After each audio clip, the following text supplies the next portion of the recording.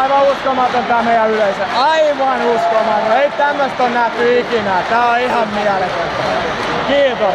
Kerro pikkasen, kuvaile vähän tuota Villen elettä, ottaa sut mukaan kannun nostoon. Se on pelannut niin hieno uran, se on pelannut maajoukkueessa mielettömän uran NHL:ssä, IFK:ssa.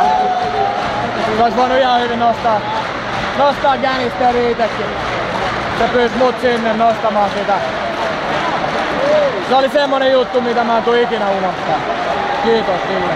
Tuolla Hifkissä on aika moni nuori sklodi ja sä kuulut niihin pelaajiin, joita varmasti katsotaan kopis ylöspäin, mutta sullekin varmaan löytyy esim. Ville, jota pystyy itse katsoa ylöspäin sieltä.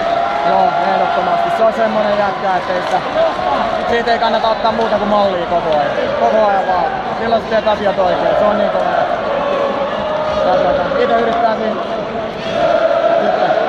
saada myös nuoria. Eikä me niistä nyt puhuta. Voitettiin just Suomen mestaruus.